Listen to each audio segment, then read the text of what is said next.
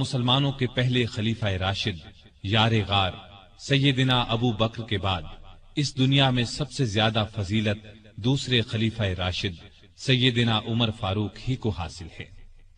نبی صلی اللہ علیہ وسلم نے ان کے بارے میں اس طرح دعا فرمائی تھی: اے اللہ، اسلام کو عمر کے ذریعے سے قوت اور عزت دے۔ ان کے زمانے میں اسلامی حکومت 22 لاکھ مربع میل رقبے تک پھیل گئی۔ بعض موقعوں پر ان کی تائید میں آیات نازل ہوئیں۔ ان کی خلافت کا زمانہ بہترین اسلامی حکومت کا زمانہ تھا۔ اتنے بڑے حکمران ہوتے ہوئے دوپہر کے وقت شہر سے باہر گرم زمین پر کوئی پتھر وغیرہ سر کے نیچے رکھ کر قیلولہ کر لیتے تھے۔ ان کے واقعات اس قدر حیرت انگیز ہیں کہ سننے والے دنگ رہ جاتے ہیں۔ بڑے بڑے طاقتور حکمران ان کے نام سے کانپتے تھے، جبکہ خود ان کا یہ حال تھا کہ جسم پر کھردرا لباس ہوتا تھا۔ آپ یقیناً ان کی زندگی کے انوکھے اوراق پڑھنا پسند کریں گے، لیکن آج آپ پڑھنے کی بجائے سن کر دیکھیں، آپ کو ایک عجیب سا فرحت بخش احساس ہوگا۔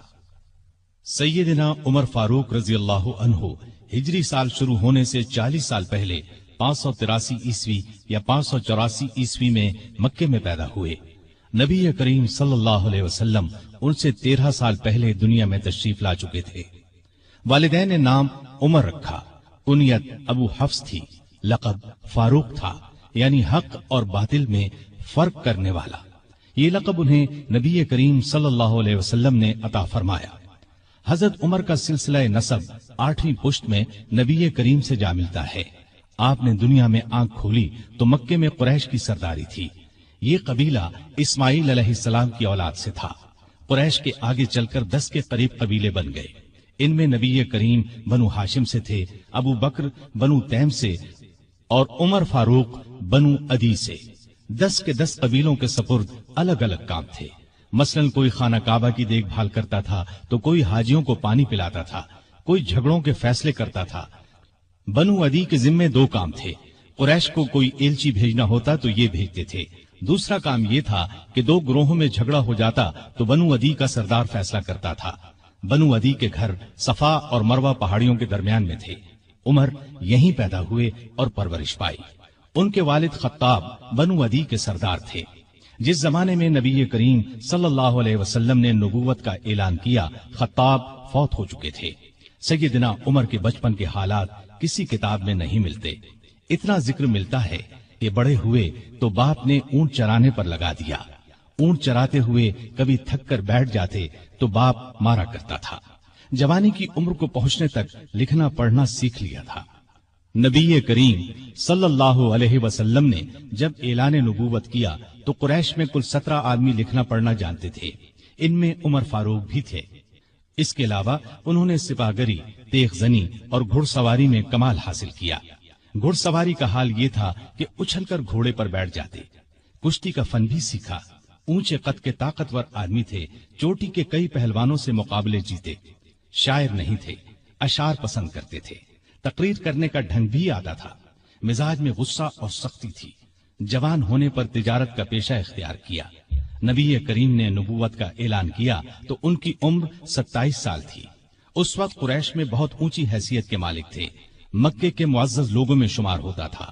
ان کے بھائی زید بن خطاب، بہن فاطمہ بنت خطاب اور بہنوئی سعید بن زید نے جلد ہی اسلام قبول کر لیا۔ لیکن عمر اپنے باپ دادا کے مذہب پر سختی سے قائم رہے، ڈٹ کر اسلام کی مخالفت کی۔ مسلمان ہو جانے والوں کو مارتے پیٹتے تھے۔ مارتے پیٹتے 6 سال گزر گئے، لیکن عمر کسی ایک انسان کو بھی اسلام سے نہ پھیر سکے۔ اس دوران میں کچھ واقعات ایسے پیش آئے جن کی وجہ سے وہ سخت الجھن میں پڑ گئے۔ کبھی اسلام کی طرف مائل ہوتے، کبھی مسلمانوں کے خلاف نفرت محسوس کرتے۔ اس کی وجہ یہ تھی کہ رسول کریم صلی اللہ علیہ وسلم کے متعلق قریش کے کافروں نے مشہور کر رکھا تھا کہ وہ جادوگر ہیں۔ اس زمانے میں ایک روز انہوں نے رسول پاک صلی اللہ علیہ وسلم کو حرم شریف کے اندر نماز پڑھتے دیکھا تو وہ آپ کے پیچھے کھڑے ہو گئے۔ اس وقت آپ صلی اللہ علیہ وسلم قرآن پاک کی سورۃ الحاقہ کی بلند آواز میں تلاوت کر رہے تھے۔ اللہ کے کلام نے ان پر بہت اثر کیا۔ انہیں یقین ہو گیا کہ آپ نہ تو جادوگر ہیں اور نہ شاعر ہیں۔ دل میں اسلام کے لیے نرم گوشہ پیدا ہو گیا، لیکن باپ دادا کا مذہب چھوڑنے پر اب بھی تیار نہ ہوئے۔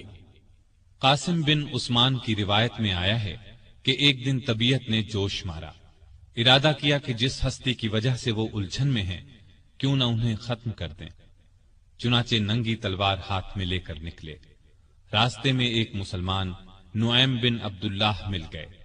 انہوں نے پوچھا، خیر تو ہے؟ ننگی تلوار لیے کہاں جا رہے ہیں؟ بولے، محمد کو قتل کرنے جا رہا ہوں۔ نعیم نے کہا کہ پہلے اپنے گھر کی خبر تو لیں، آپ کی بہن اور بہنوئی مسلمان ہو چکے ہیں۔ سیدنا عمر الٹے پاؤں بہنوئی کے گھر پہنچے۔ اس وقت ان کے بہنوئی سعید بن زید اور فاطمہ بنت خطاب کے گھر میں رسول اللہ صلی اللہ علیہ وسلم کے ایک صحابی خباب بن ارت بھی موجود تھے۔ خباب بن ارت انہیں قرآن سکھا رہے تھے۔ عمر نے دروازے پر دستک دی تو خباب گھر کے ایک حصے میں چھپ گئے۔ فاطمہ نے قرآن کے اوراق چھپا دیے، لیکن عمر تلاوت کی آواز سن چکے تھے۔ اندر پہنچ کر پوچھا، کیا پڑھ رہے تھے؟ مجھے معلوم ہوا ہے کہ تم مسلمان ہو چکے ہو، اپنے باپ دادا کے مذہب سے پھر گئے ہو۔ یہ کہہ کر انہوں نے دونوں کو مارنا پیٹنا شروع کر دیا۔ بہن کے سر پر ایک لکڑی ماری، ان کے سر سے خون بہ نکلا۔ اس وقت دونوں میاں بیوی کے منہ سے نکلا، ہاں اے عمر، ہم مسلمان ہو چکے ہیں، اللہ کے رسول پر ایمان لے آئے ہیں، تم سے جو ہو سکے کر لو، اسلام تو اب ہمارے دلوں سے نہیں نکل سکتا۔ عمر نے بہن کا خون دیکھا اور یہ الفاظ سنے تو غصہ ٹھنڈا ہو گیا۔ بولے، اچھا جو تم پڑھ رہے تھے مجھے دکھاؤ۔ بہن نے اوراق انہیں دے دیے، ان پر سورہ طٰہٰ لکھی تھی۔ انہوں نے اس کو پڑھا تو بے اختیار پکار اٹھے، واہ کتنا عمدہ اور اعلیٰ درجے کا کلام ہے۔ یہ سن کر خباب بن ارت بھی باہر نکل آئے اور بولے، اے عمر، مجھے امید ہے اللہ تعالیٰ نے اپنے نبی کی دعا کو پوری کرنے کے لیے آپ کو چن لیا ہے۔ میں نے کل ہی نبی صلی اللہ علیہ وسلم کو یہ دعا کرتے سنا ہے، الہی ابو جہل یا عمر بن خطاب کے ذریعے سے اسلام کو قوت عطا کر۔ پس اے عمر، اللہ کی طرف آؤ، اللہ کی طرف آؤ۔ یہ سن کر سیدنا عمر فاروق نے کہا، مجھے محمد کے پاس لے چلو۔ نبی صلی اللہ علیہ وسلم اس وقت دار ارقم میں تھے۔ عمر رضی اللہ عنہ خباب بن ارت کے ساتھ کمر سے تلوار لٹکائے وہاں پہنچے۔ دروازے پر دستک دی۔ ایک صحابی نے اندر سے ایک جھری میں سے جھانک کر آپ صلی اللہ علیہ وسلم کو بتایا، باہر عمر تلوار کمر سے لٹکائے کھڑے ہیں، نہ جانے کس ارادے سے آئے ہیں۔ آپ کے چچا سیدنا حمزہ رضی اللہ عنہ بھی اس وقت وہاں موجود تھے۔ یہ بہت بہادر تھے، فوراً بولے، انہیں اندر آنے دو، نیک ارادے سے آئے تو ٹھیک، ورنہ انہی کی تلوار سے ان کا سر اڑا دوں گا۔ رسول اللہ صلی اللہ علیہ وسلم نے بھی فرمایا، انہیں آنے دو۔ چنانچہ دروازہ کھول دیا گیا۔ عمر اندر داخل ہوئے۔ آپ صلی اللہ علیہ وسلم اٹھ کر ان کی طرف بڑھے، ان کی چادر کو مٹھی میں دبا کر زور سے کھینچتے ہوئے فرمایا، خطاب کے بیٹے، تم کس ارادے سے آئے ہو؟ سیدنا عمر رضی اللہ عنہ نے عرض کیا، اے اللہ کے رسول، میں اللہ اور اس کے رسول پر ایمان لانے کے لیے حاضر ہوا ہوں۔ اس پر آپ صلی اللہ علیہ وسلم نے زور سے اللہ اکبر فرمایا۔ باقی مسلمانوں نے بھی اللہ اکبر کا نعرہ لگایا۔ اب عمر رضی اللہ عنہ نے کلمہ پڑھا، پھر بولے، اے اللہ کے رسول، کیا ہم حق پر نہیں ہیں؟ آپ نے فرمایا، اس ذات کی قسم جس کے قبضے میں میری جان ہے، تم لوگ حق پر ہو۔ یہ سن کر سیدنا عمر فاروق نے عرض کیا، جب ہم حق پر ہیں اور کافر غلط راستے پر، تو پھر اپنا دین کیوں چھپائیں؟ آپ نے فرمایا، اے عمر، ابھی ہماری تعداد تھوڑی ہے اور تم دیکھ رہے ہو کہ ہم کن حالات سے گزر رہے ہیں۔ سیدنا عمر نے یہ سن کر فرمایا، اس ذات کی قسم جس نے آپ کو نبی بنا کر بھیجا ہے، میں اسلام لانے سے پہلے جن لوگوں میں اٹھتا بیٹھتا تھا، اب مسلمان ہو کر ان کے سامنے جاؤں گا۔ اس پر تمام مسلمان دار ارقم سے 2 صفیں بنا کر نکلے اور کعبے کی طرف روانہ ہوئے۔ ایک صف میں عمر تھے، دوسری میں حمزہ۔ سب نے مسجد حرام میں نماز ادا کی۔ قریش نے یہ دیکھا تو طیش میں آ گئے۔ اس وقت تو کچھ نہ کہا، جب عمر تنہا نظر آئے تو ان پر حملہ کر دیا۔ انہوں نے بھی ڈٹ کر مقابلہ کیا۔ آخر کافر انہیں چھوڑ کر چلے گئے۔ یہ واقعہ نبوت کے 6 سال پیش آیا۔ ایمان لانے کے بعد 6 سال تک مکے میں رہے، پھر دوسرے مسلمانوں کے ساتھ مدینے کی طرف ہجرت کی۔ ایسے میں کفار کو مخاطب ہو کر فرمایا، میں آج مکے سے جا رہا ہوں، کسی میں ہمت ہے تو مجھے روک کر دکھائے۔ کوئی آگے نہ آیا۔ اس طرح آپ قباء پہنچے۔ پھر نبی کریم صلی اللہ علیہ وسلم اور ابو بکر ہجرت کر کے وہاں تشریف لائے۔ مسجد قباء کی تعمیر کے بعد سب نے مدینے کا رخ کیا۔ ہجرت کے وقت سیدنا عمر فاروق کی عمر 40 سال کے قریب تھی۔ اس کے بعد وہ 23 برس اس دنیا میں رہے۔ یہ سارا زمانہ مدینے میں گزارا، مسجد نبوی کی تعمیر میں حصہ لیا۔ آپ صلی اللہ علیہ وسلم نے مہاجرین اور انصار میں بھائی چارہ کرایا تو اتبان بن مالک کو ان کا بھائی بنایا۔ انہوں نے اپنا نصف مکان انہیں دے دیا۔ عبداللہ بن زید نے خواب میں اذان کے الفاظ سنے۔ انہوں نے یہ الفاظ نبی کریم صلی اللہ علیہ وسلم کو سنائے تو آپ صلی اللہ علیہ وسلم نے سیدنا بلال کو حکم دیا، اذان کہیں۔ جو ہی انہوں نے اذان شروع کی، سیدنا عمر فاروق اپنی چادر گھسیٹتے ہوئے آئے اور بولے، اے اللہ کے رسول صلی اللہ علیہ وسلم، اس ذات کی قسم جس نے آپ کو نبی بنا کر بھیجا ہے، میں نے بھی بالکل یہی الفاظ خواب میں سنے ہیں۔ یہ سن کر آپ بہت خوش ہوئے۔ آج تک اذان انہی الفاظ میں دی جا رہی ہے اور قیامت تک دی جاتی رہے گی۔ ہجرت کے دوسرے سال بدر کی لڑائی پیش آئی۔ سیدنا عمر فاروق بھی اس غزوے میں شریک ہوئے۔ اس غزوے میں انہوں نے ایک نامی بہادر آس بن ہشام کو قتل کیا۔ یہ رشتے میں ان کا ماموں تھا۔ اگلے سال احد کی لڑائی ہوئی۔ سیدنا عمر اس لڑائی میں بھی شریک ہوئے۔ بدر کی لڑائی میں عمر فاروق کی بیٹی سیدہ حفصہ بیوہ ہو گئی تھی۔ نبی کریم صلی اللہ علیہ وسلم کی خواہش پر سیدنا عمر نے ان کا نکاح آپ سے کر دیا۔ اس طرح وہ رسول کریم صلی اللہ علیہ وسلم کے سسر بنے۔ ان کی بیٹی کو مومنوں کی ماں کا درجہ حاصل ہوا۔ ہجرت کے 5ویں سال شوال میں خندق کی لڑائی پیش آئی۔ سیدنا عمر نے بھی خندق کھو دی۔ خندق کے ایک حصے کی حفاظت سیدنا عمر کے سپرد کی گئی۔ بعد میں اس جگہ ان کے نام سے مسجد تعمیر کی گئی جو آج بھی موجود ہے۔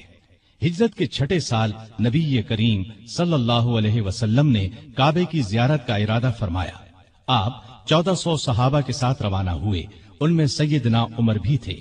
حدیبیہ کے مقام پر کافروں سے جو معاہدہ ہوا تو کچھ دوسرے صحابہ کے ساتھ وہ سیدنا عمر پر بھی گراں گزرا۔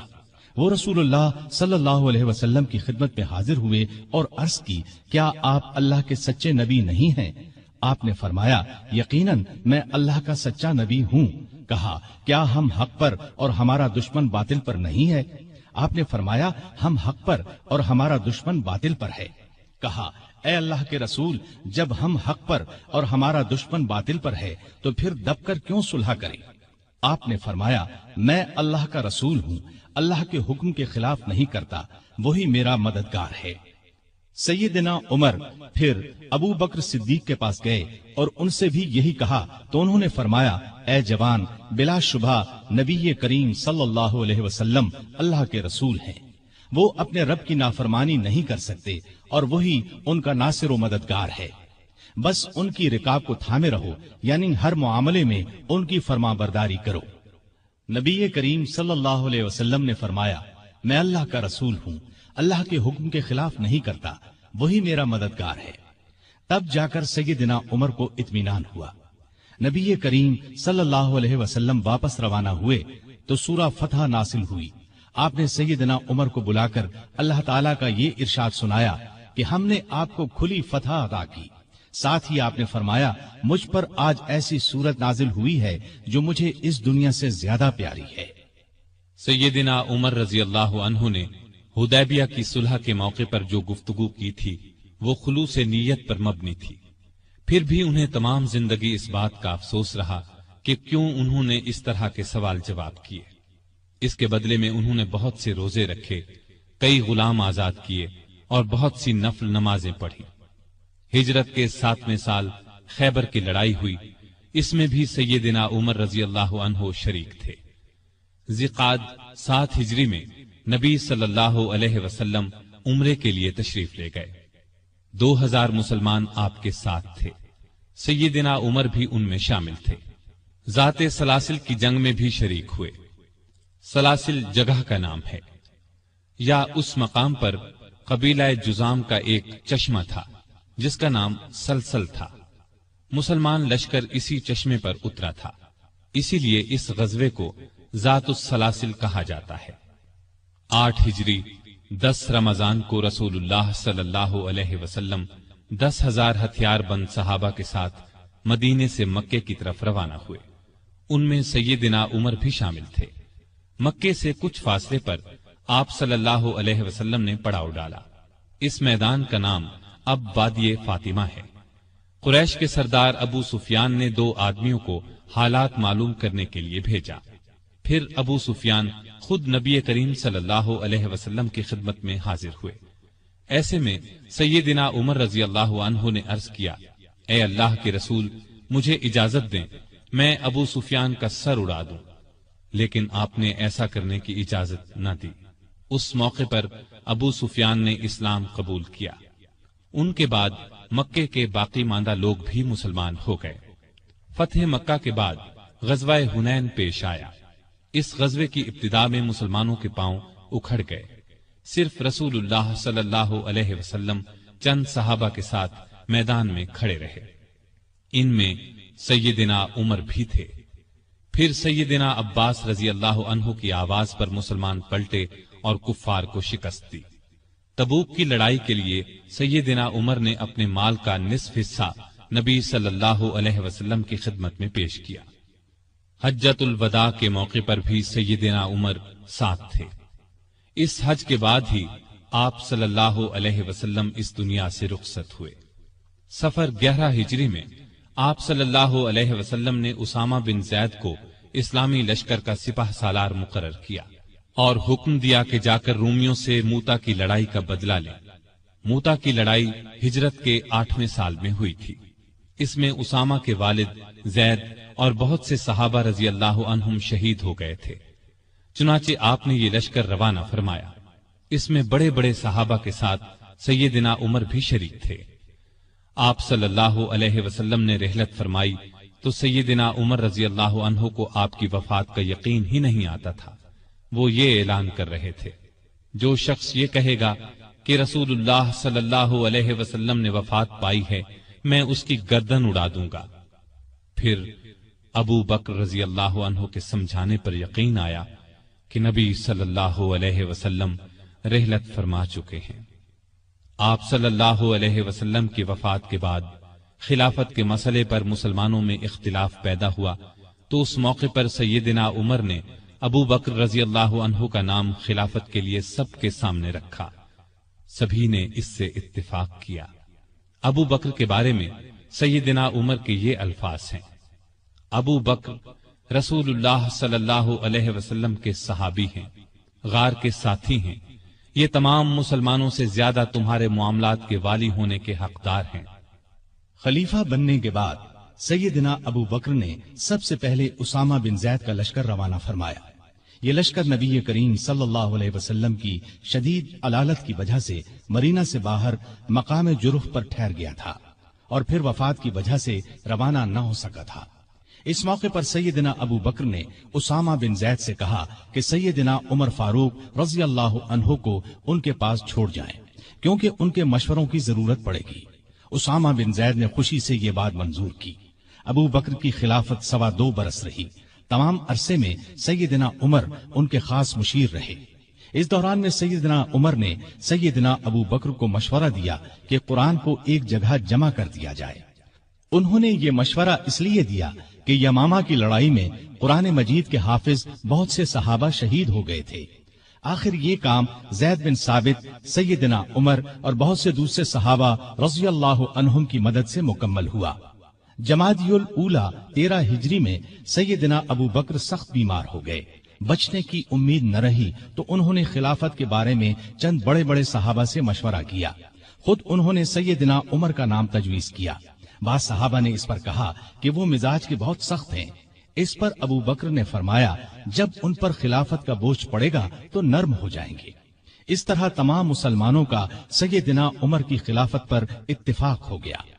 سیدنا ابو بکر نے آخر وقت میں سیدنا عمر کو یہ وصیت کی کہ عراق میں مسلمان ایرانیوں سے لڑ رہے ہیں، ان کے لیے فوراً مدد بھیجی جائے۔ اس وصیت کے بعد 22 جمادی الاخری کو سیدنا ابو بکر نے وفات پائی۔ تمام مسلمانوں نے خوشی سے سیدنا عمر کی بیعت کر لی۔ اس طرح وہ مسلمانوں کے دوسرے خلیفہ راشد بنے۔ خلیفہ بنتے ہی انہوں نے ابو بکر کی وصیت کے مطابق عراق کی طرف ایک لشکر روانہ کیا۔ ابو عبیدہ رضی اللہ عنہ کو لشکر کا سالار مقرر فرمایا اور اس طرح مسلمانوں کی عظیم الشان فتوحات کا سنہری دور شروع ہوا۔ Iraq, Madain, Hulwan, Jazira, Khuzestan, Nahavand, Isfahan, Hamadan, Azerbaijan, Tabaristan, Armenia, Fars, Kerman, خراسان، سیستان، مکران، دمشق، حمص، لاذقیہ، یرموک، قنسرین، حلب، انطاکیہ اور بیت المقدس فتح ہوئے۔ بیت المقدس کی فتح کا واقعہ کچھ اس طرح ہے کہ مجاہدین اسلام نے قریباً 3 سال میں سارا شام فتح کر لیا۔ اب فلسطین کے صرف 2 بڑے شہر رہ گئے تھے، بیت المقدس جسے یروشلم بھی کہا جاتا ہے اور قیصاریہ۔ اس زمانے میں فلسطین شام ہی کا حصہ تھا۔ 16 ہجری میں مسلمانوں نے دوسری لڑائیوں سے فارغ ہو کر بیت المقدس کا محاصرہ کر لیا۔ اس شہر میں ابراہیم علیہ السلام، اسحاق علیہ السلام، سلیمان علیہ السلام، عیسیٰ علیہ السلام اور دوسرے نبیوں کی بہت سی یادگاریں ہیں۔ رسول اللہ صلی اللہ علیہ وسلم کی بھی معراج کے سفر میں پہلی منزل یہی تھی۔ مسلمانوں کا پہلا قبلہ بھی یہی تھا۔ نہ صرف یہودی اور عیسائی بلکہ مسلمان بھی اس کی بہت عزت کرتے تھے اور کرتے ہیں۔ مسلمانوں نے جب بیت المقدس کا محاصرہ کیا تو شہر کے باشندوں نے شہر کے دروازے بند کر لیے۔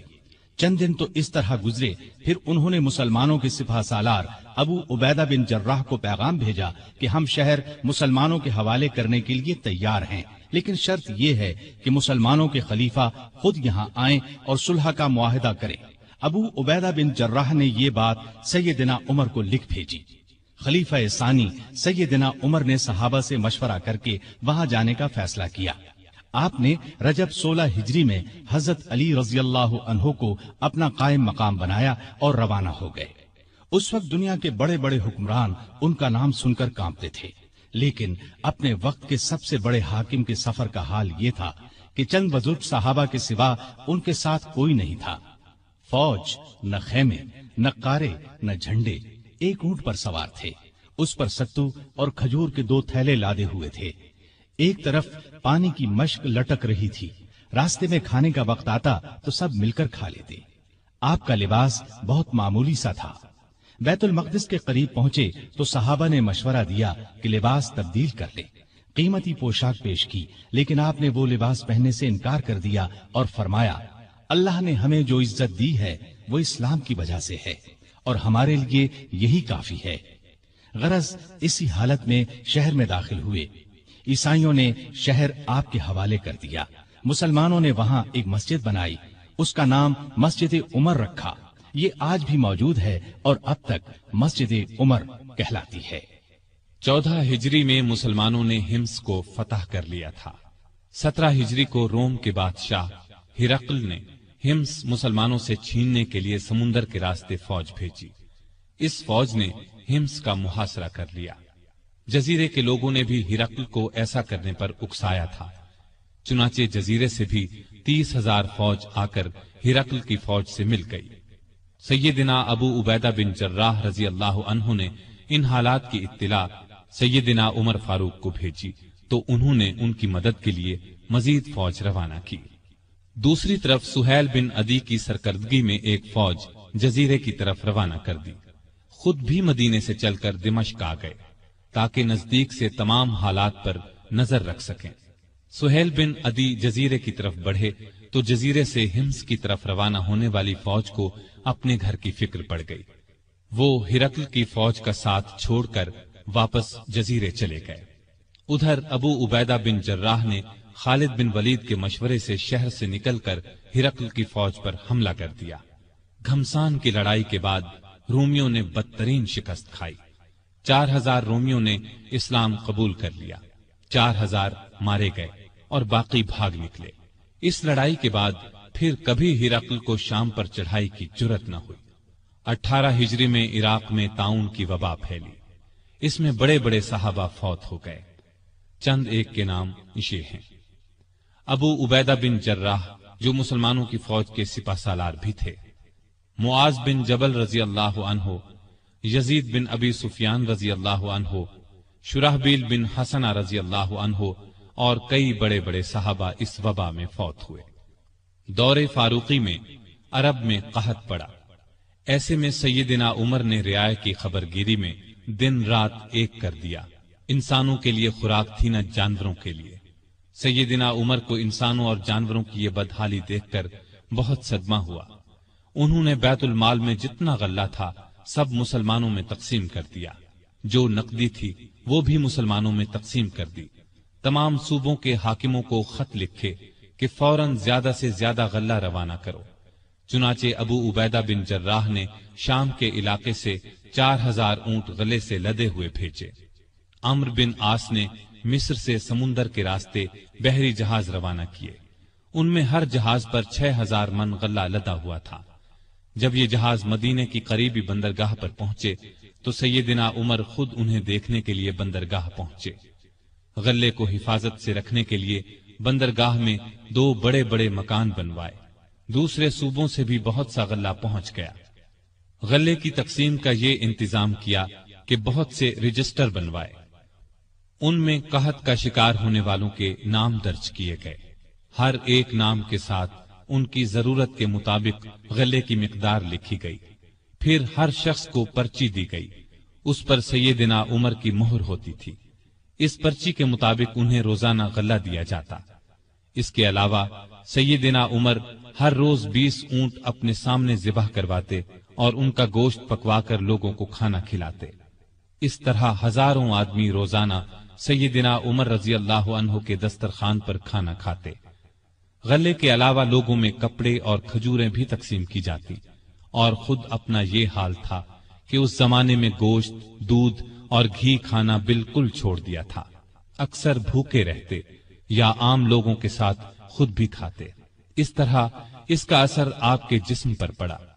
लोग उन्हें देखते और कहते, अगर कहत दूर न हुआ तो रियाया का गम उन्हें मार डालेगा। एक दिन एक शख्स से पानी मांगा। उसके पास शहद था। उसने वही पेश कर दिया।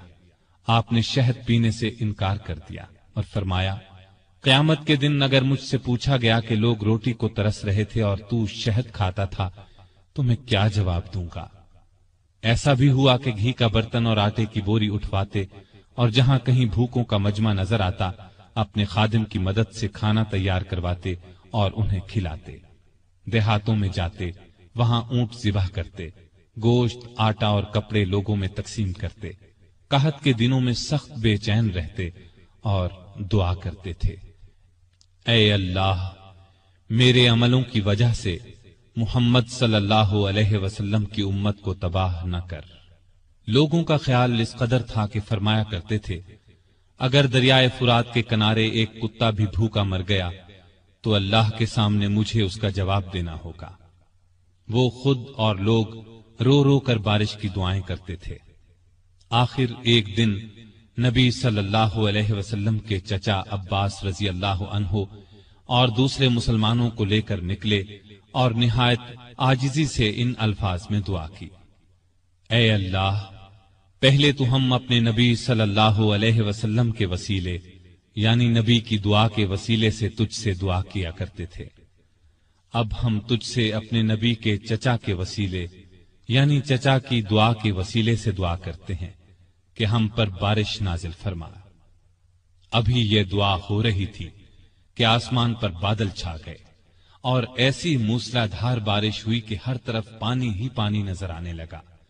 इस बारिश ने खुश्क खेतों में जान डाल दी और कहत दूर हो गया। बैतुल मक़दिस की फतह के बाद शाम में कैसारिया का शहर बाकी रह गया था। उस पर अभी तक रूमियों का कब्जा था। बुहैरे रूम के साहिल पर एक बहुत बड़ा शहर था। ये मुहिम अमीर मुआविया के सपुर्द की गई। उन्होंने शहर को फतह किया। 80,000 رومیوں میں سے بہت کم زندہ بچے۔ اب پورے شام پر اسلام کا جھنڈا لہرانے لگا۔ اس زمانے میں مصر کا ملک بھی رومی حکومت کے ماتحت تھا۔ 18 ہجری میں حضرت عمر نے حضرت عمرو بن عاص رضی اللہ عنہ کو 4000 کا لشکر دے کر مصر روانہ کیا۔ مصر کا حاکم مقوقس تھا۔ اس نے بے تحاشا فوج جمع کر لی۔ قلعہ بھی حد درجے محفوظ تھا۔ ان حالات کی خبر عمرو بن عاص نے سیدنا عمر کو دی تو انہوں نے 10,000 فوج اور بھیجی اور ان کے ساتھ بزرگ صحابی زبیر بن عوام کو سالار مقرر کیا۔ ان کے ہاتھ پر قلعہ فتح ہوا۔ اس کے بعد اسکندریہ کی باری آئی۔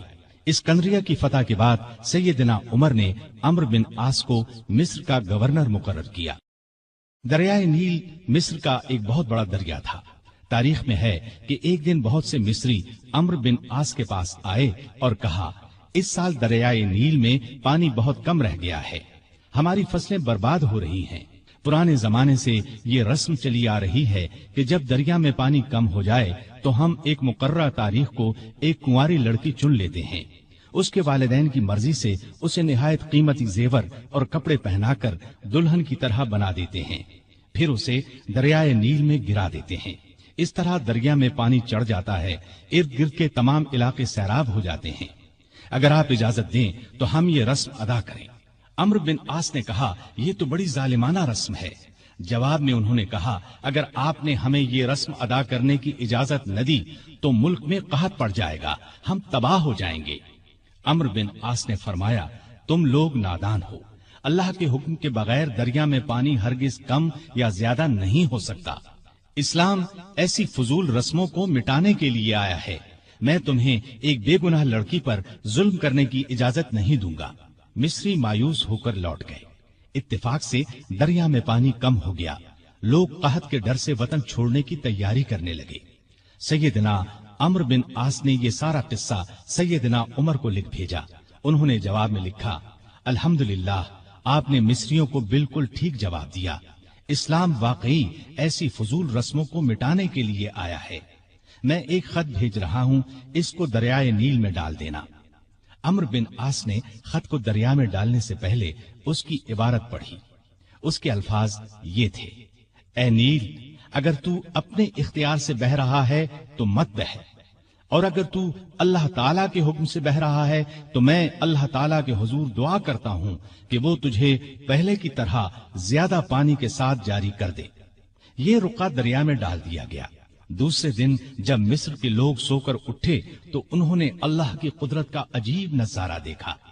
دریا کا پانی کئی گز اوپر چڑھ گیا تھا، کناروں سے نکل کر ارد گرد کے علاقوں کو سیراب کر رہا تھا۔ اتنا زیادہ پانی اس میں کبھی نظر نہیں آیا تھا۔ یہ نظارہ دیکھ کر ہزارہا مصری مسلمان ہو گئے اور وہ ظالمانہ رسم ہمیشہ کے لیے ختم ہو گئی۔ سیدنا عمر رضی اللہ عنہ کے دور میں اسلامی حکومت 22 لاکھ مربع میل تک پھیل گئی۔ اس میں عرب کے علاوہ عراق، ایران، مصر، فلسطین، بحرین، آرمینیا، آذربائیجان، سیستان وغیرہ بہت سے ملک شامل تھے۔ اتنے بڑے ملک کا انتظام سیدنا عمر نے بہت خوبی سے کیا۔ اسلامی سلطنت کو صوبوں میں تقسیم کر دیا، پھر ہر صوبے کو بہت سے ضلعوں میں تقسیم کیا۔ عام طور پر ایک صوبے میں 10 سے لے کر 20 تک ضلع ہوتے تھے۔ ملک کا انتظام صحابہ کرام رضی اللہ عنہم کے مشورے سے کرتے تھے۔ مشورہ کرنے کے لیے انہوں نے ایک مجلس بنائی۔ اس میں سوجھ بوجھ رکھنے والے بڑے بڑے جلیل القدر صحابہ شامل تھے۔ اس مجلس کو مجلس شورا کہا جاتا تھا۔ اس کے اجلاس مسجد نبوی میں ہوتے تھے۔ ہر صوبے کا ایک گورنر مقرر کیا جاتا تھا۔ خود بالکل سادہ زندگی بسر کرتے تھے۔ یہی ہدایت گورنروں کو تھی۔ عہدے داروں کی نگرانی خود کرتے تھے۔ حج کے زمانے میں چاروں طرف سے آئے ہوئے لوگوں سے ان کے گورنروں کے حالات پوچھتے، لوگ بے دھڑک شکایت کرتے، لوگوں کے سامنے اس قسم کا خطبہ دیتے، لوگوں، تم پر جو لوگ حاکم مقرر کیے گئے ہیں وہ اس لیے نہیں بھیجے گئے کہ تمہیں ماریں پیٹیں اور تمہارا مال چھین لیں، بلکہ انہیں میں اس لیے بھیجتا ہوں کہ وہ تمہیں رسول اللہ صلی اللہ علیہ وسلم کے طریقے سکھائیں۔ اگر کسی نے اس کے خلاف کیا ہے تو مجھ سے بیان کرو، تاکہ میں اس کا بدلہ لوں۔ لوگوں کو عام اجازت تھی کہ وہ کسی وقت بھی اپنی شکایت پیش کر سکتے تھے۔ ایک مرتبہ مصر کے ایک غریب شخص نے شکایت کی کہ گورنر کے بیٹے نے بلا وجہ اسے پیٹا ہے۔ آپ نے باپ بیٹے کو بلوا لیا۔ جب دونوں آ گئے تو سیدنا عمر نے اس غریب کو کوڑا دے کر فرمایا، جتنے کوڑے اس نے تمہیں مارے تھے اتنے ہی تم اسے مارو۔ اس غریب نے کوڑے مارنے شروع کیے۔ جب تعداد پوری ہو گئی تو عمر نے فرمایا، اب 2-4 کوڑے گورنر کو بھی مارو، لیکن اس غریب نے ایسا کرنا پسند نہ کیا۔ جزیرے کے گورنر کے بارے میں اطلاع ملی کہ وہ باریک لباس پہنتے ہیں، دروازے پر دربان بھی مقرر کر رکھا ہے۔ آپ نے انہیں فوراً بلوا لیا، ان کے کپڑے اتروا کر بالوں کا بنا ہوا کرتا پہنا دیا اور بکریوں کا ایک ریوڑ منگوا کر انہیں حکم دیا کہ جنگل میں جاؤ اور ان بکریوں کو چراؤ۔ گورنر کا نام ایاز بن غنم تھا۔ وہ رسول اللہ صلی اللہ علیہ وسلم کے صحابی تھے، ایک صوبے کے گورنر تھے۔ اس لیے جب انہوں نے کہا کہ وہ آئندہ ایسا لباس نہیں پہنیں گے تو عمر نے انہیں معاف کر دیا اور عہدے پر واپس بھیج دیا۔ ایاز بن غنم جب تک زندہ رہے موٹا لباس پہنتے رہے، پھر انہوں نے کبھی باریک لباس پہنا نہ دروازے پر دربان رکھا۔ خالد بن ولید رضی اللہ عنہ اسلام کے بہت بڑے جرنیل تھے۔ انہوں نے 20 لڑائیاں لڑی، بڑی بڑی حکومتوں کے لشکر ان کے مقابلے میں نہ ٹھہر سکے۔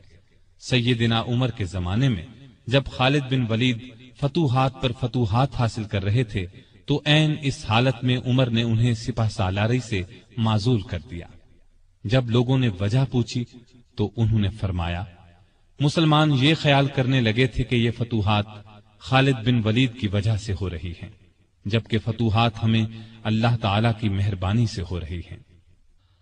آپ کے زمانے میں چونکہ اسلامی حکومت بہت پھیل گئی تھی، لگاتار فتوحات کی وجہ سے مال غنیمت بھی بہت زیادہ آنے لگا تھا، اس لیے آپ نے 15 ہجری میں بیت المال قائم کر دیا۔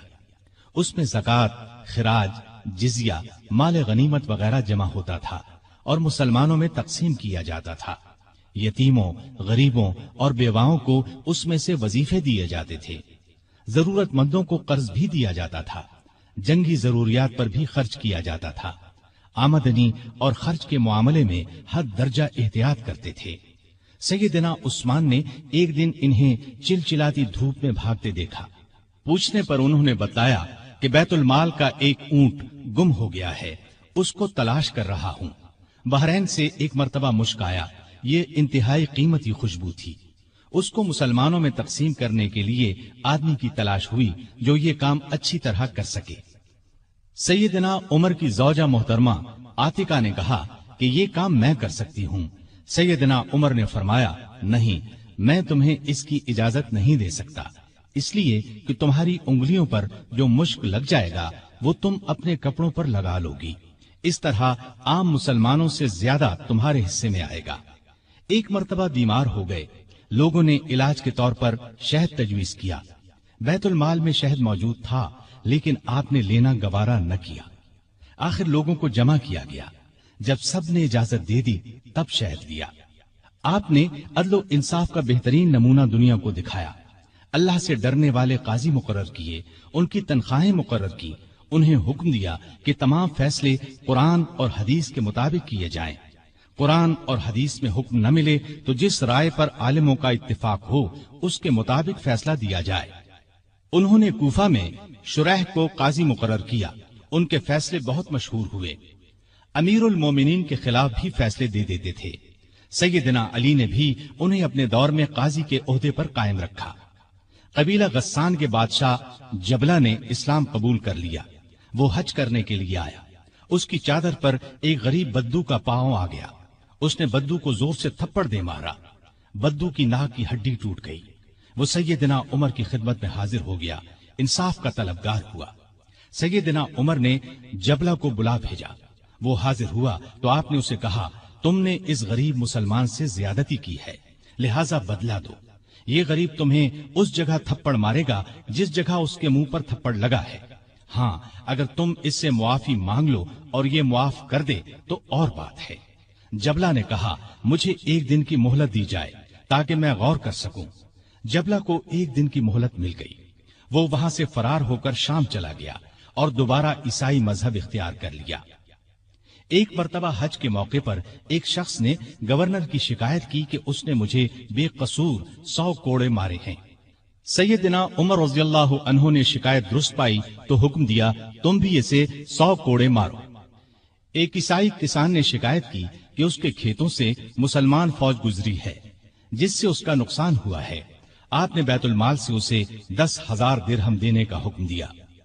سیدنا عمر فاروق نے عام لوگوں کو منع کر دیا کہ وہ شریعت کے کسی مسئلے پر اپنا فیصلہ دیں۔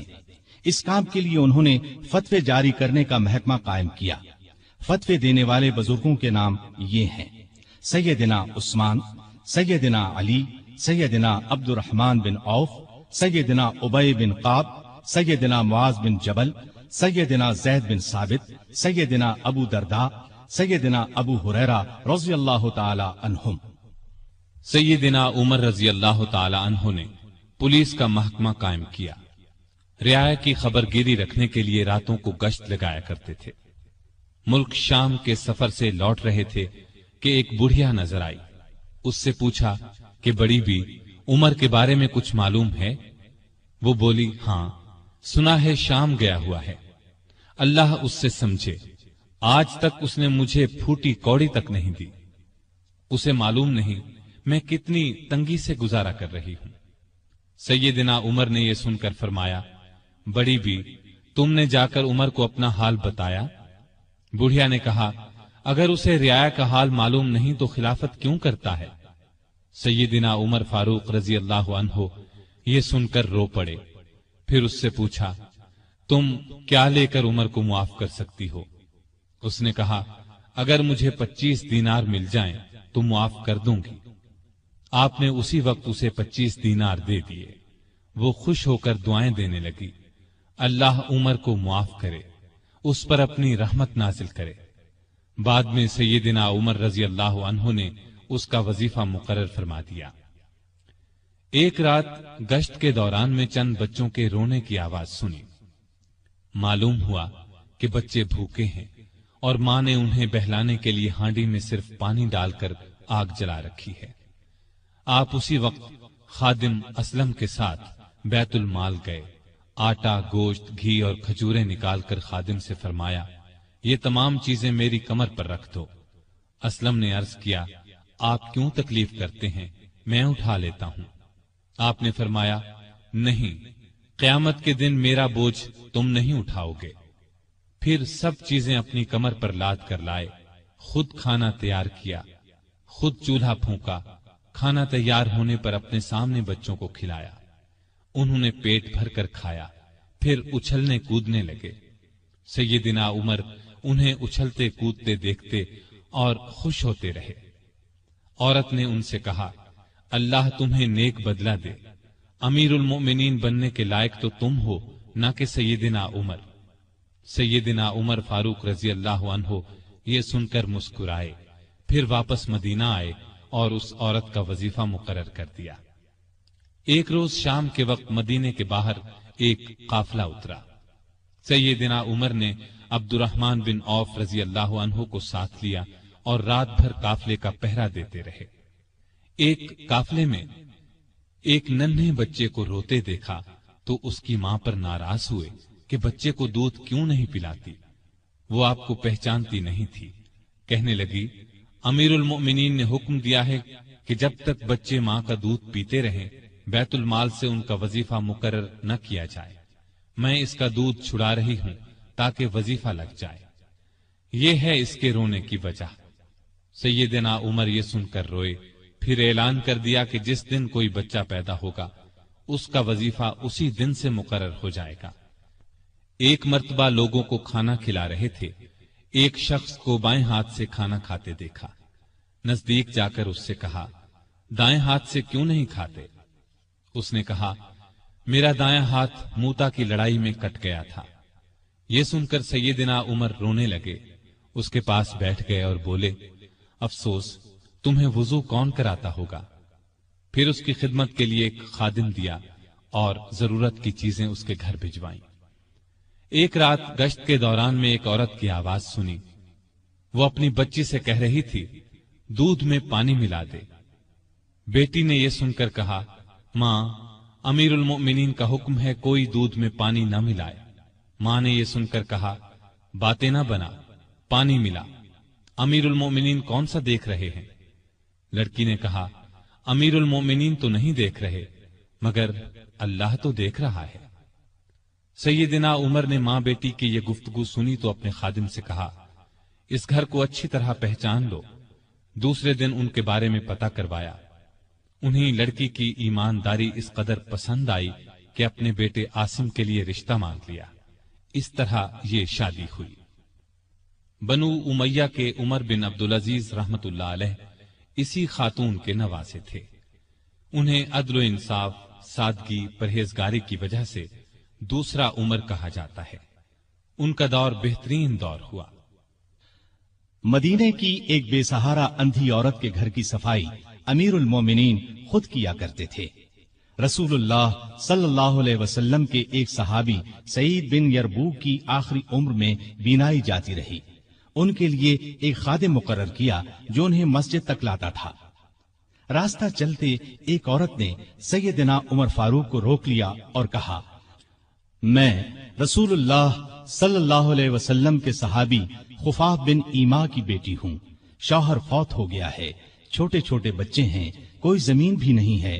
بچوں کو گھر میں چھوڑ کر محنت مزدوری بھی نہیں کر سکتی کہ بچوں کو کوئی نقصان نہ پہنچ جائے۔ حضرت عمر نے اس کی پوری بات توجہ سے سنی اور فرمایا، تم تھوڑی دیر یہیں ٹھہرو۔ یہ کہہ کر گھر گئے۔ واپس لوٹے، ایک موٹے تازے اونٹ پر بہت سا سامان لدا ہوا ساتھ لائے۔ اس پر کپڑے اور نقد رقم بھی تھی۔ اس عورت سے فرمایا، یہ اونٹ لے جاؤ، جب ختم ہو جائے تو بتا دینا۔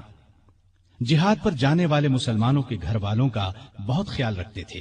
ان کے گھروں میں جا کر ان کی عورتوں سے کہتے، تمہیں بازار سے کچھ منگوانا ہو تو میں لا دیتا ہوں۔ بیوہ عورتوں کا پانی بھر دیتے۔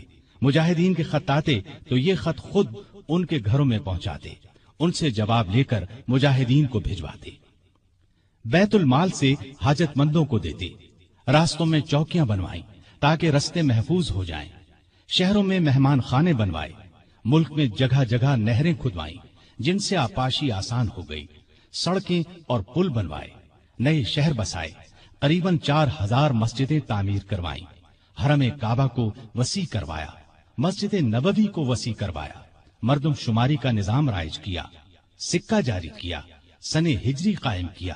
جنگوں کا سلسلہ بڑھا تو فوجی نظام قائم کیا۔ فوجیوں کی تنخواہیں مقرر کی۔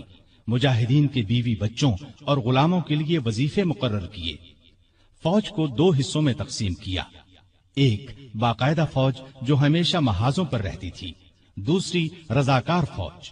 یہ لوگ عموماً گھروں میں رہتے تھے، ضرورت پڑنے پر انہیں محاذ پر بھیجا جاتا۔ ان کی تنخواہیں باقاعدہ فوج سے کم تھیں۔ ملک میں جگہ جگہ فوجی چھاونیاں قائم کی۔ چھاونیوں کے ساتھ استبل تعمیر کروائے۔ ان میں 4-4 ہزار گھوڑے تیار رہتے تھے۔ اونٹ بھی موجود رہتے۔ فوج کے ساتھ خزانچی، طبیب، جراح، غنیمت کے مال کا حساب رکھنے والے، دوسری زبانیں جاننے والے اور دشمن کی جاسوسی کرنے والے بھی رہتے تھے۔ فوج کی تعلیم کا بھی انتظام کیا۔ فوج کو یہ ہدایات تھی کہ دشمن سے جو عہد کرو اس کو پورا کرو۔ بچوں، عورتوں، بوڑھوں اور راہبوں کو قتل نہ کرو۔ مال غنیمت میں خیانت نہ کرو۔ آبادیوں کو ویران نہ کرو۔ پھلدار درختوں کو نہ کاٹو۔ جو لوگ جنگ میں قیدی بنا لیے جائیں انہیں ان کے قریبی رشتہ داروں سے جدا نہ کرو۔ لڑائی میں مارے جانے والوں کے ہاتھ پاؤں، ناک کان نہ کاٹو۔ قرآن اور حدیث کی تعلیم عام کر دی۔ سیدنا عمر خود بہت بڑے فقیہ تھے۔ انہوں نے تمام علاقوں میں فقیہ مقرر کیے۔ لوگ ان سے دینی مسائل پوچھتے تھے۔ ان کے زمانے میں اسلام کی بہت اشاعت ہوئی۔ غیر مسلموں سے اچھے سلوک کی وجہ سے بھی اسلام بہت تیزی سے پھیلا۔ انصاف کا دامن کسی قیمت پر نہیں چھوڑتے تھے۔ شام میں مسلمانوں کو مسجد بنانے کے لیے ایک زمین کی ضرورت پیش آئی۔ زمین ایک یہودی کی تھی۔ مسلمانوں نے زمین اس سے خریدنا چاہی لیکن یہودی نے انکار کر دیا۔ مسلمانوں نے زبردستی زمین پر قبضہ کر کے مسجد بنا لی۔ یہودی نے سیدنا عمر سے شکایت کی۔ سیدنا عمر فاروق نے حکم دیا کہ مسجد ناجائز طریقے سے بنائی گئی ہے، اسلام اس کی اجازت نہیں دیتا، مسجد کو گرا کر زمین یہودی کو دے دی جائے۔ چنانچہ زمین یہودی کو واپس دے دی گئی، اس نے اس جگہ اپنا مکان بنا لیا۔ سیدنا عمر فاروق رضی اللہ عنہ دعا کیا کرتے تھے کہ اے اللہ، مجھے اپنی راہ میں شہادت نصیب فرما، مجھے اپنے رسول کے شہر میں موت دے۔ خلافت کی 11ویں سال اللہ تعالیٰ نے ان کی یہ دونوں دعائیں پوری کر دیں۔ ذی الحج 23 ہجری میں حج کے لیے مکہ گئے۔ آپ جب حجر اسود کو بوسہ دیتے تو کہتے تھے، اے حجر اسود، میں جانتا ہوں کہ تو ایک پتھر ہے، تو نہ نفع دے سکتا ہے اور نہ نقصان۔ اگر میں نے رسول اللہ صلی اللہ علیہ وسلم کو تیرا بوسہ لیتے ہوئے نہ دیکھا ہوتا تو میں تیرا بوسہ نہ لیتا۔ یہ سیدنا عمر کی توحید کا کمال نمونہ ہے۔ حج سے فارغ ہو کر اس مہینے کی آخری تاریخوں میں واپس لوٹے۔ جمعے کے دن مسجد میں خطبہ دیا جو بہت طویل تھا، اس میں لوگوں کو بہت نصیحتیں کی۔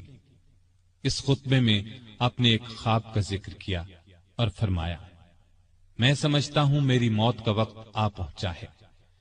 اس کے ساتھ ہی خلافت کے بارے میں کچھ ایسی باتیں بیان کی جن سے معلوم ہوتا تھا کہ آئندہ ہونے والے خلیفہ کے بارے میں پریشان ہیں۔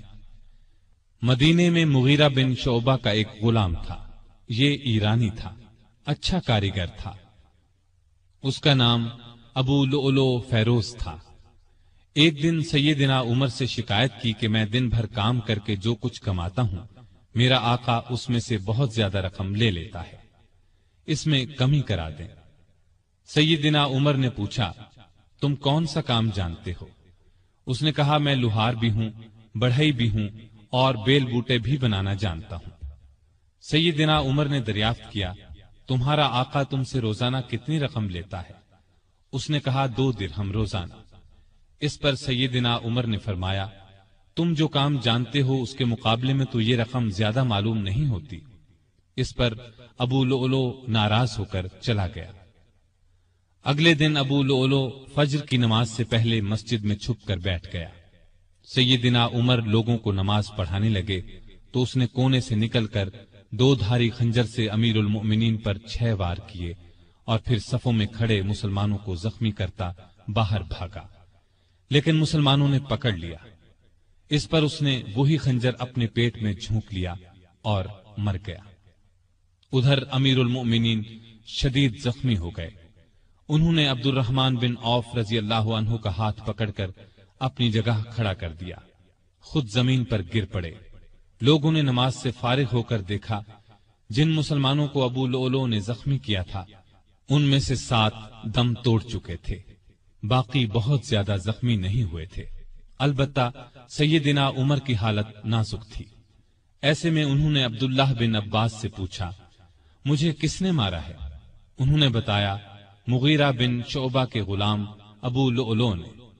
یہ سن کر فرمایا، اللہ کا شکر ہے، میری موت کسی ایسے شخص کے ہاتھ سے نہیں ہوئی جو اسلام کا دعویٰ کرتا ہو۔ لوگ انہیں اٹھا کر گھر لائے، دودھ پلایا گیا تو وہ زخموں کے راستے باہر آ گیا۔ اب سب کو یقین ہو گیا کہ امیر المؤمنین کا آخری وقت آ پہنچا ہے۔ لوگ غم سے نڈھال ہو گئے، ان سے ملنے کے لیے آنے لگے۔ ایک نوجوان ایسے میں ملنے آیا، اس نے کہا، اے امیر المؤمنین، آپ اللہ کی بشارت سے خوش ہو جائیں، آپ ان اصحاب میں سے ہیں جو بہت پہلے اسلام لائے اور رسول اللہ کے ساتھی بنے، خلیفہ بنائے گئے تو آپ نے انصاف سے کام لیا، پھر آخر آپ کو شہادت نصیب ہو گئی۔ یہ سن کر سیدنا عمر نے فرمایا، اے بھتیجے، اللہ کرے یہ چیزیں میرے گناہوں کے برابر برابر ہی ہو جائیں، مجھے کوئی عذاب ہو نہ ثواب۔ مطلب ان کے کہنے کا یہ تھا کہ بس عذاب سے بچ جاؤں۔ وہ نوجوان واپس جانے لگا تو سیدنا عمر فاروق رضی اللہ عنہ کی نظر اس کی چادر پر پڑی جو زمین کو چھو رہی تھی۔ اس نازک حالت میں بھی انہیں شریعت کا اس قدر پاس تھا کہ فرمایا، اس نوجوان کو واپس بلاؤ۔ اسے واپس ان کے سامنے لایا گیا تو فرمایا، اے بھتیجے، اپنا تہبند اونچا باندھو۔ इससे कपड़ा भी साफ रहेगा और तुम्हारे रब के नजदीक ये परहेजगारी की बात भी है। सैयदना इब्न अब्बास रज़ी अल्लाह अन्हु ने उनका मर्तबा और नेकियां बयान की तो फरमाया, अल्लाह की कसम, अगर मेरे पास दुनिया भर का सोना होता तो इससे पहले कि मैं अल्लाह के अजाब को देखूं, मैं उसे अल्लाह की राह में दे देता, यानी अजाब के खौफ से सारा सोना खैरात कर देता। उसके बाद अपने बेटे अब्दुल्लाह को बुलाया, उनसे पूछा कि मुझ पर कितना कर्ज है। उन्होंने हिसाब लगाकर बताया 86,000 दिरहम। इस पर उन्हें कुछ हिदायत दी। आखिर में फरमाया, इस कर्ज को मेरी तरफ से अदा कर देना। इसके बाद फरमाया, उम्मुल मोमिनीन आयशा सिद्दीका रज़ी अल्लाह ताला अन्हा के पास जाओ और कहो, उमर बिन खत्ताब आपको सलाम कहता है और अपने दो साथियों यानी नबी करीम सल्लल्लाहु अलैहि वसल्लम और अबू बकर के साथ दफन होने की इजाजत चाहता है। अब्दुल्ला बिन उमर आयशा सिद्दीका की खिदमत में हाजिर हुए। वो उस वक्त सैयदना उमर के सदमे में रो रही थी। उनका पैगाम सुनकर फरमाया, ये जगह मैंने अपनी कब्र के लिए रखी थी, लेकिन अपने आप पर उमर को तरजीह देती हूं। सैयदना अब्दुल्ला ये जवाब सुनकर वापस आए और सैयदना उमर को उनका जवाब बताया। आपने अल्लाह का शुक्र अदा किया। फिर फरमाया, मैं मर जाऊं तो मेरा जनाजा उठाकर वहां ले जाना और उन्हें सलाम करके एक बार फिर अर्ज करना, उमर बिन खत्ताब इजाजत तलब करता है। अगर इजाजत दे दें तो मुझे अंदर ले जाकर दफन कर देना, और अगर इनकार कर दें तो आम मुसलमानों के कब्रिस्तान में दफन कर देना। हालत जब ज्यादा नाजुक हो गई तो फरमाया, खिलाफत का हकदार Usman, Ali, Zubair, Abdurrahman bin of और साद बिन अबी वक्कास रज़ी अल्लाह अन्हुम से ज्यादा किसी को नहीं समझता। रसूलुल्लाह सल्लल्लाहु अलैहि वसल्लम भी वफात तक इनसे खुश थे। इनमें से जिसे खलीफा चुन लिया जाए उसकी इताअत करना। फिर अपने बाद होने वाले खलीफा को वसीयत की कि मुहाजिरीन और अंसार से अच्छा सलूक करना। जो लोग हमारी पनाह में आ गए उनकी जानों और मालों की हिफाजत करना, उनसे किए हुए हर आहद को पूरा करना। आप 27 जिलहज 23 हिजरी को जख्मी हुए। 3 दिन बाद यकम मुहर्रम 24 हिजरी को वफात पाई और शहादत के दर्जे पर फायज हुए। उस वक्त उम्र 63 साल थी। जनाजा चारपाई पर रखा गया तो चारों तरफ लोग जमा हो गए। सैयदना अली रज़ी अल्लाह अन्हु आए तो फरमाया, अल्लाह आप पर रहम फरमाए। आपने कोई ऐसा शख्स नहीं छोड़ा कि अल्लाह के सामने जाने के लिए मुझे उसके अमल आपके अमल से ज्यादा पसंद हो।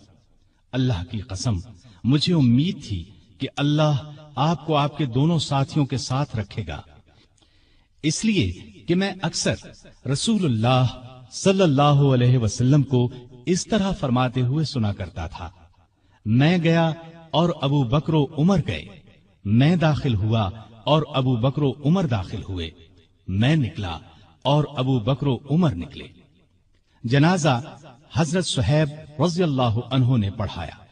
हजरत अली, उस्मान, साद बिन अबी वक्कास और अब्दुर्रहमान बिन औफ रज़ी अल्लाह अन्हुम ने कब्र में मैयत को उतारा और इस्लाम के इस बहुत बड़े फर्जंद को हमेशा के लिए रसूलुल्लाह सल्लल्लाहु अलैहि वसल्लम और सैयदना अबू बकर रज़ी अल्लाह अन्हु का साथ नसीब हो गया है। सैयदना उमर रज़ी अल्लाह अन्हु ने कई शादियां की। उनसे 8 या 9 लड़के, 4 या 5 लड़कियां हुई। मशहूर बीवियों के नाम ये हैं: ज़ैनब बिनते मज़ऊन रज़ी अल्लाह अन्हा, आतिका बिनते ज़ैद रज़ी अल्लाह अन्हा,